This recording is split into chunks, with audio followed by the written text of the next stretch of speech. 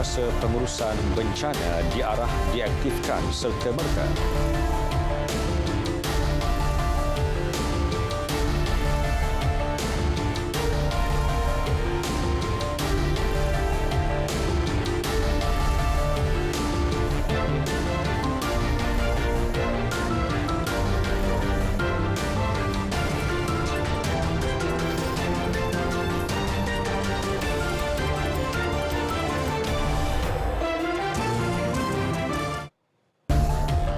Assalamualaikum, salam sejahtera. Berita tengah malam bersama saya Muhammad Shah Musa.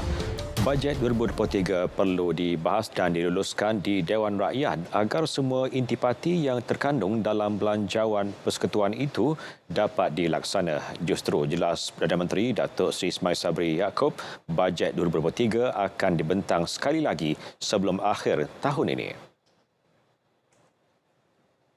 Kita dah umumkan bajet. Macam-macam yang kita nak bagi kepada rakyat ni. Semua kita nak bagi ni. Orang kampung yang paling banyak dapat ni. Tapi kita belum lulus lagi bajet tu. Kita kena bentang dulu. Kita akan bentang sekali lagi. Sebelum akhir tahun kita akan bentang sekali. Jadi kalau orang lain merintah, saya tak jamin lah dapat apa yang dijanjikan. Kalau kita merintah, saya lagi jadi Perdana Menteri, insya-Allah semua bajet yang dibentangkan akan kita luluskan demi kepentingan rakyat. Bila berucap merasmikan ramah mesra Perdana Menteri bersama peserta Felkra, pihak berkuasa kemajuan pekebun kecil perusahaan Getah Risda dan warga orang asli di Arena Merdeka Tapah. Kerajaan bersetuju melupuskan hutang lapuk Felkra Berhad berjumlah RM233.8 juta melibatkan hampir 20,000 peserta di seluruh negara. Perdana Menteri berkata, bagaimanapun perkara itu perlu dibawa ke mesyuarat Kabinet terlebih dahulu sebelum keputusan mengenainya dibuat. Walaupun saya dah bersetuju, tetapi dari segi peraturan, prosedur dia kena bawa ke dalam mesyuarat Kabinet untuk kelulusan. Saya dah bincang dengan Menteri KPLB bawa dalam mesyuarat Kabinet. Tetapi mesyuarat Kabinet tak boleh diadakan sekarang ni kerana kerajaan telah membubarkan Parlimen. Bila bubar Parlimen, saya menjadi Menteri Caretaker, Menteri Sementara. Datuk Mahathir Khalid pun, Datuk Seri Mahathir Khalid juga Menteri Caretaker, Menteri Sementara, dan kita tak ada Kabinet semasa Menteri Caretaker. Tapi tak apa. Bergantung pada tuan-tuan dan puan-puan lah. Yang saya lulus pada dasar tersebut akan menjadi kenyataan kalau saya bersama rakan-rakan saya boleh bermesyuarat semula Kabinet selepas pilihan raya nanti. Masalah hutang lebih 30 tahun ini disebabkan projek getah atau sawit yang tidak lagi produktif dalam memberi pendapatan kepada peserta. Sehingga Disember 2021, 323 projek telah dikenal pasti sebagai projek kurang berdaya maju. Sementara itu, Datuk Seri Ismail Sabri turut mengumumkan seramai 74,949 peserta Felkra di seluruh negara akan menerima agihan keuntungan boleh agih interim 2022 berjumlah RM181.5 juta. Bayaran dibuat secara berperingkat mulai hari ini. Sementara itu, bantuan musim tengkujuh RM600 kepada pekebun kecil Resda diagihkan pada November dan Disember ini yang memberi manfaat kepada 232,319 pekebun kecil Resda. Kerajaan telah meluluskan sejumlah 191 juta bagi bantuan musim tengkujuh melibatkan seramai 232,319 pekebun kecil Risda dengan kadar RM600 sebulan yang akan diagihkan pada bulan November dan Disember ini. Untuk tahun 2023 kita tambahkan allowance musim tengkujuh 200 bulan selama 4 bulan daripada 600 menjadi 800. Jawatan Kuasa Pengurusan Bencana di semua peringkat negeri dan daerah diarah diaktifkan serta-merta bagi memperkukuh kesiapsiagaan mendepani sebarang bencana dan musibah. Ia mengambil kira ramalan hujan, taburan hujan, ribut petir, tanah runtuh serta musibah banjir di beberapa negeri. Ketua Setiausaha Negara Tan Sri Muhammad Zuki Ali menegaskan semua agensi kerajaan perlu bersedia dan proaktif mengendalikan pengurusan bencana dengan cepat terutama penyaluran maklumat kepada rakyat semasa banjir. Tambahnya dari segi mobilisasi sumber manusia, lebih 55,000 anggota pasukan penyelamat daripada pelbagai agensi dan jabatan serta aset-aset strategik sedia digerakkan pada bila-bila masa. Sementara itu, lebih 11,000 premis awam di seluruh negara telah didaftarkan sebagai pusat pemindahan sementara dan juga depoh penyimpanan barangan bantuan. Met Malaysia mengeluarkan amaran hujan berterusan bagi Sabah, Sarawak dan wilayah Persekutuan Labuan sehingga esok. Susulan itu, orang ramai diingatkan bersiap sedia dengan sebarang kemungkinan yang berlaku. Menurut Menteri Alam Sekitar dan Air Datuk Seri Tuan Ibrahim Tuan Man, ia susulan ribut tropika kuat Nesat yang melanda barat laut Filipina kini bergerak ke arah barat menuju ke Pulau Hainan, China. Keadaan itu akan menyebabkan angin kencang di Laut China Selatan dan dijangka akan meningkat ke tahap taufan malam ini. Terdahulu, amaran angin kencang dan laut bergelora kategori pertama telah dikeluarkan pada Sabtu. Menurut amaran itu, di kawasan perairan Laut China Selatan, khususnya di perairan Condor, Reef North, Layang-Layang, Palawan dan Labuan dijangka kelajuan angin akan berada antara 40 hingga 50 km per jam dan ketinggian ombak mencapai 3.5 meter yang dijangka berlaku antara 18 hingga 20 Oktober ini. Banjir di Kedah, 67 penduduk daripada 16 keluarga masih berlindung di 2 PPS yang beroperasi di Kubang Pasu dan Langkawi setakat pukul 8 malam tadi. Di Kubang Pasu, 24 penduduk terjejas daripada 5 keluarga ditempatkan di PPS SMK Changlun. Bagaimanapun, banjir di kawasan terlibat telah surut. Di Langkawi pula, 43 penduduk daripada 11 keluarga berlindung di PPS Dewan Syifa Padang Maksirat. Agihan peranti siswa keluarga Malaysia akan dipercepatkan dan diedarkan secara serentak di seluruh negara kepada 279,188 pemohon yang telah diluluskan. Menteri Komunikasi dan Multimedia Tan Sri Anwar Musa berkata, jadual agihan itu akan dimuktamadkan minggu ini berdasarkan taburan pemohon. Menurutnya, setakat ini 8.3% atau 23,101 peranti telah diagih. Menyegerakan lagi pengedaran ini di mana pembahagian penyampaian akan dibuat serentak. Kita akan minta semua pengedar-pengedar yang berjaya dapat menyiapkan tenaga kerja yang cukup di zon tengah misalnya yang jumlahnya sangat besar. Kita akan tengok kemungkinan kita dapat wujudkan pengedaran secara berpusat di mana student boleh datang mengambilnya dengan cara yang lebih cepat dan lebih mudah lagi. Beliau berkata demikian pada sidang media selepas membuat tinjauan tapak gudang syarikat pembekal di Ibu Negara.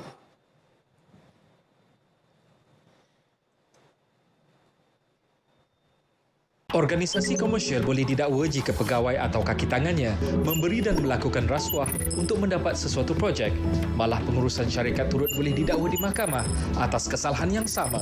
Pesalah akan didakwa di bawah Seksyen 17A Akta SPRM 2009, kesalahan rasuah oleh organisasi komersial. Denda tidak kurang 10 kali nilai suapan atau RM1 juta mengikut mana yang lebih tinggi atau penjara tidak lebih 20 tahun atau kedua-duanya sekali. Kecemasan, boleh saya bantu? Hello, there's been a motorcycle accident here. Maybe an elephant ran it over. Sir, there is fire accident at the address number 5 Jalan Tembikar Shah Alam. PGO from FRT Shah Alam, there was no fire accident here. Over.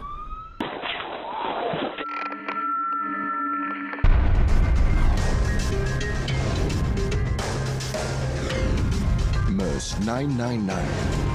Use it wisely.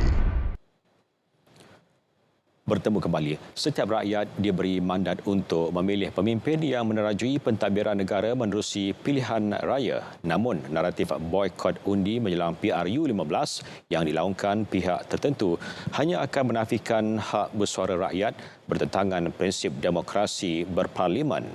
Pasukan Sahih Berimbang melalui wartawan Syamimi Saripan mengupas peri penting satu undi kepada kestabilan negara. Ikuti paparannya dalam segmen Undi Kita.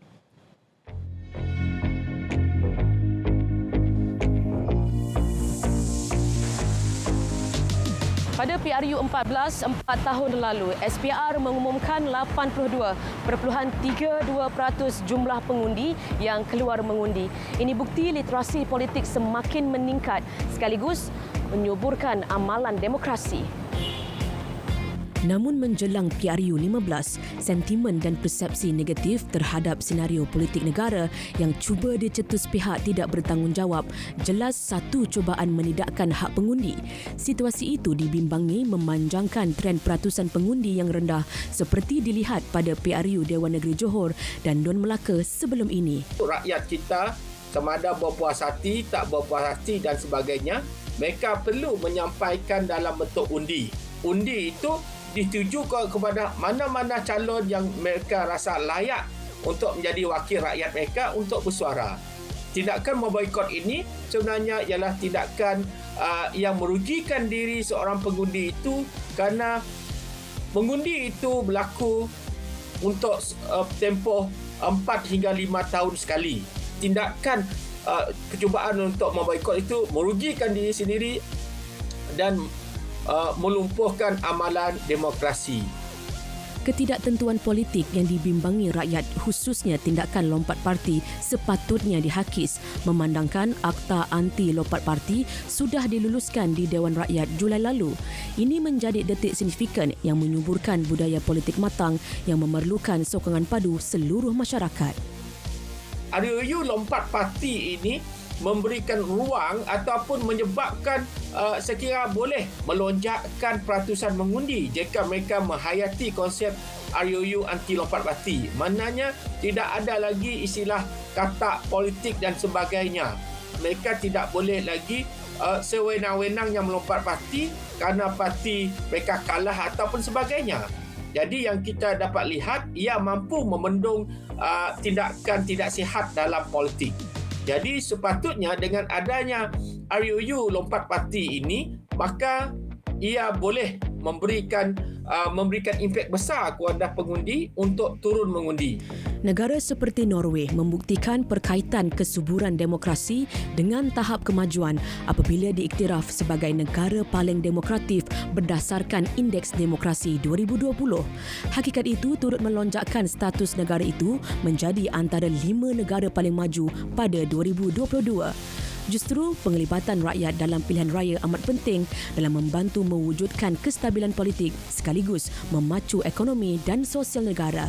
2023 ke atas dijangkakan dunia akan mengalami kemelesatan ekonomi. Jadi sebab itu kita kena bersiap sedia dari sekarang dan apakah langkah-langkah yang strategi kita untuk diambil untuk menyediakan rakyat kita menghadapi keadaan yang akan merudum nanti, yang kelam nanti. Sebab itu dalam kempen pilihan raya semua parti politik perlu keluar dan menggariskan langkah-langkah mereka untuk meyakinkan rakyat. Jadi rakyat pula perlulah mengundi dengan bijaksana. Pilihan raya kali ini bakal membuktikan mentaliti masyarakat adakah lebih membanggakan berbanding apa yang pernah berlaku dalam sejarah politik abad lalu. Untuk itu, jangan campakkan hak bersuara kerana emosi dan sentimen semasa sehingga meranapkan harapan membina negara. Syamimi Saripan, RTM.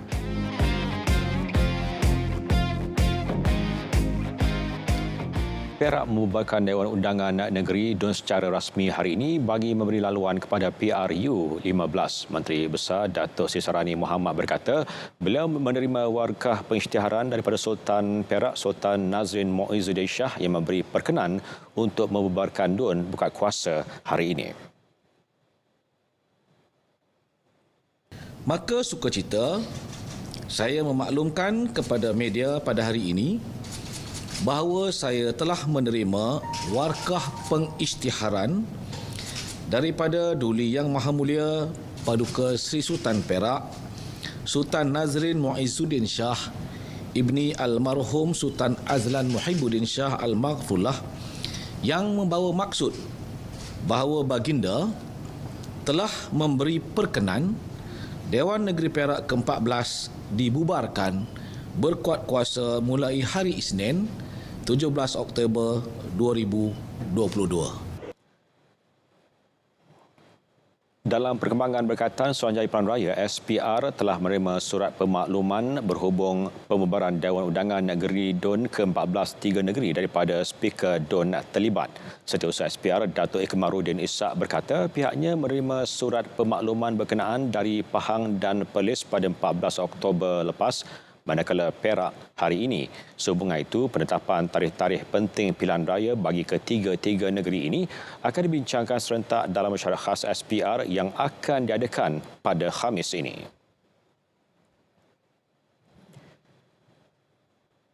Dewan Undangan Negeri DUN Negeri Sembilan hari ini meluluskan rang Undang-Undang RUU Undang-Undang Tubuh Kerajaan Negeri Sembilan Pindaan 2022 bagi membolehkan pelaksanaan enakmen anti lompat parti di negeri itu.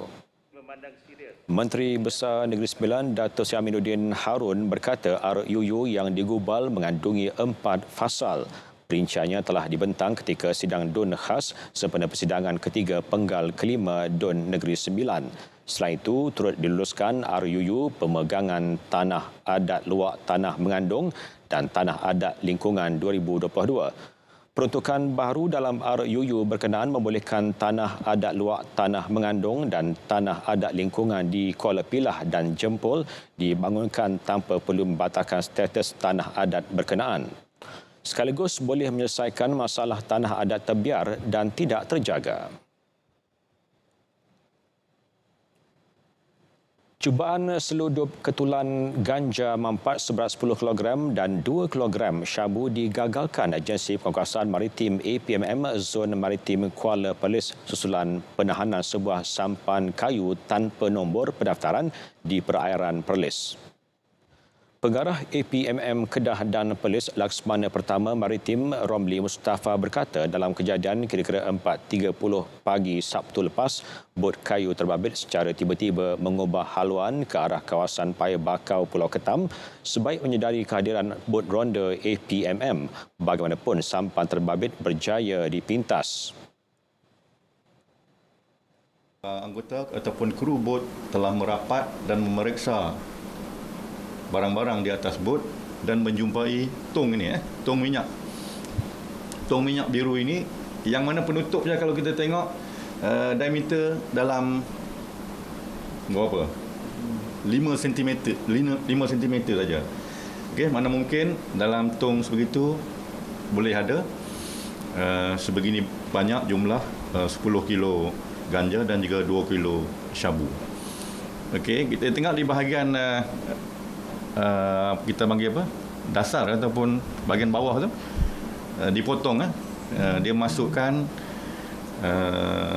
dadah ataupun ganja ini melalui bahagian bawah bagi mengelabui mata penguasa. So kalau kita tak proper check, definitely kita tak akan jumpa lah ni. Nilai keseluruhan rampasan dianggarkan RM156,000. 2 remaja maut manakala 2 lagi cedera parah dalam kemalangan selepas motosikal dinaiki mereka bergesel sesama sendiri di kilometer 111.3 Lebuh Raya Utara Selatan Sungai Petani, Kedah awal pagi tadi. Ketua Polis Daerah Kuala Muda CP Zaidi Cik Hassan berkata dalam kejadian kira-kira pukul 1 pagi itu 4 remaja terbabit menunggang 4 motosikal dari arah Sungai Petani menghala ke Butterworth, Pulau Pinang. Mangsa berusia 16 tahun dan 19 tahun meninggal dunia di lokasi kejadian akibat cedera parah di kepala dan badan. Kes disiasat di bawah Seksyen 41/1 Akta Pengangkutan Jalan 1987. Pusat Jantung Hospital Sedang yang akan beroperasi mulai 12 Disember depan bakal mempercepatkan proses bagi rawatan jantung. Tempoh menunggu juga dipendekkan kepada 9 bulan berbanding 18 bulan bagi kes elektif yang stabil. Bagi kes kecemasan pula akan diberi rawatan serta-merta. Fasiliti tersebut dilengkapi dengan Dewan Bedah Hybrid yang pertama seumpamanya dalam fasiliti Kementerian Kesihatan. Sejajar dengan statusnya sebagai National Tertiary Cardiac Referral Center, dengan adanya penambahan pusat kardiologi ini, maka daripada 35,000 kes prosedur jantung setiap tahun, pusat kardiologi sedang akan dapat melaksanakan 60,000 prosedur jantung. Tahun depan apabila kita melengkapkan dua lagi ICL di hospital ataupun di pusat jantung sedang ini, iaitu 2 makmal jantung invasif. Sebab 4 siap, 2 lagi tidak ada peralatan. Jadi dengan 2 lagi ini kita akan tambah kapasiti 15,000 lagi. Jadi totalnya 75,000 prosedur jantung akan dapat kita melaksanakan. Sebanyak 151 pejawatan baharu turut dipohon daripada Jabatan Perkhidmatan Awam bagi melancarkan pengoperasian pusat jantung berkenaan.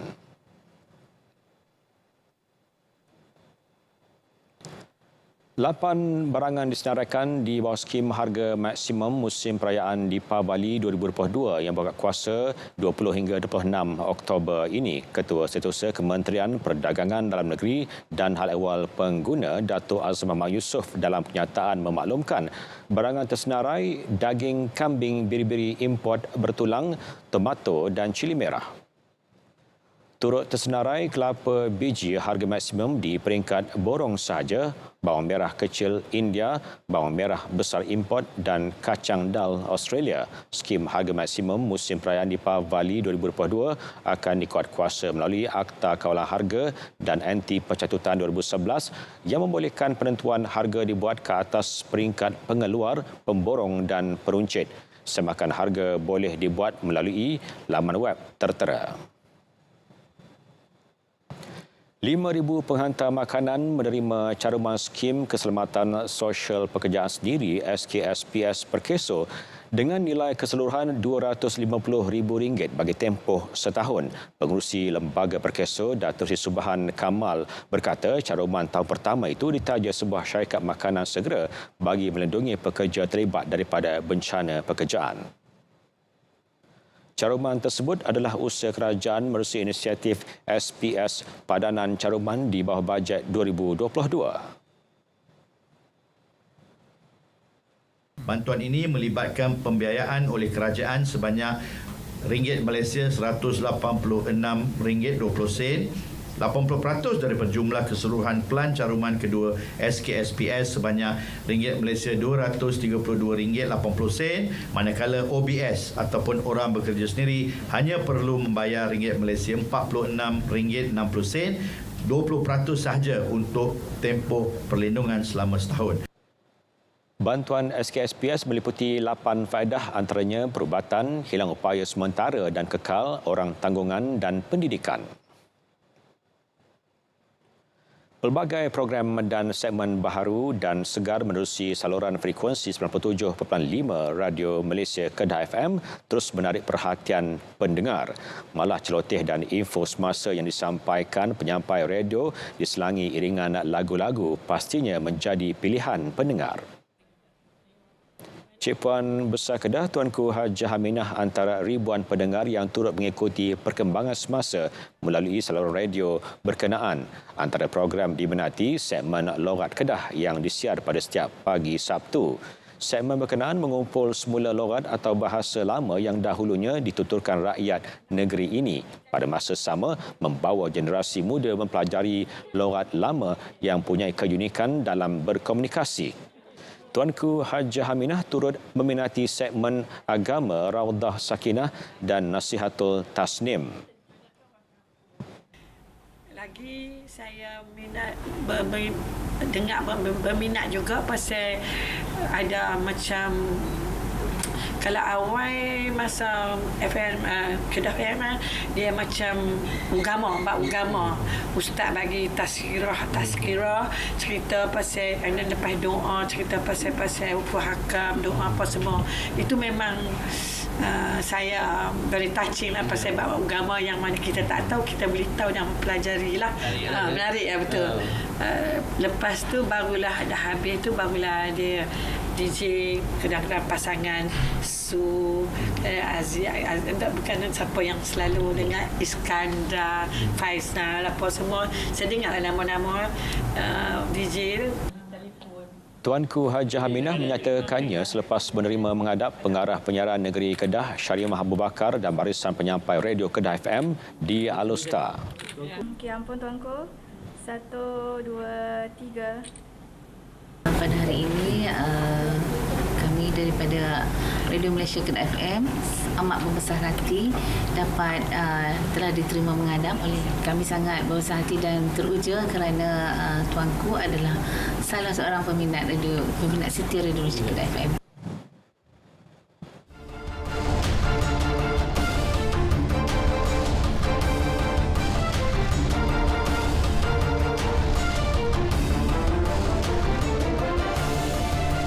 Sukan Perlumbaan Jelajah Berbasikal Letua Delangkawi 2022, pelumba pasukan Alpecin Desening Spiperback menjorai peringkat ke-7 yang berlangsung petang tadi. Laporannya bersama Tuan Ikram Tuan Muhammad di Pekan Kuah Langkawi. Bex melintasi garisan penamat dengan catatan masa 2 jam 20 minit 52 saat meninggalkan Willie Smith dan Adrian Moreno di tempat kedua dan ketiga. Awal perlumbaan menyaksikan pelumba Lotto Sudal Carlos Barbero terlebih dahulu membuat breakaway memaksa kumpulan peloton mengejar dengan kelajuan purata 60 km sejam. Bex mula mengejar kumpulan breakaway selepas zon pecutan ketiga iaitu di kilometer 91 dan terus mendahului perlumbaan sehingga ke garisan penamat. Sementara itu, pelumba Movistar Ivan Ramiro Sosa masih mengekalkan jersey kuning selaku pendahulu keseluruhan. Jambal Jam Sain Baya daripada pasukan Terengganu Polygon Cycling Team pula kekal menyarung jersey putih sebagai pelumba terbaik Asia. Jersey hijau selaku Raja Pecut masih dipegang Erlen Belikra daripada pasukan Uno X Pro. Harapan untuk melihat Muhammad Nur Aiman Muhammad Zarif mempertahankan jersey merah dimenangi edisi lalu terus cerah selepas pelumba berusia 25 tahun itu kekal menguasai kategori Raja Bukit. Perlumbaan LTDL 2022 akan menutup tirainya esok dengan perlumbaan peringkat ke-8 berlangsung di laluan sama. Perlumbaan LTDL edisi ke-26 semakin menghampiri penghujung. Esok kita dapat saksikan siapakah pemilik rasmi untuk jersey hijau, jersey kuning, jersey merah dan jersey putih. Selain harapan utama rakyat Malaysia, sudah tentulah ingin melihat pelumba pasukan TSG Muhammad Nur Aiman Muhammad Zarif mengekalkan kejayaan ataupun gelaran jersey merah yang dimenangi pada edisi lalu. Tuan Ikram Tuan Muhammad, RTM.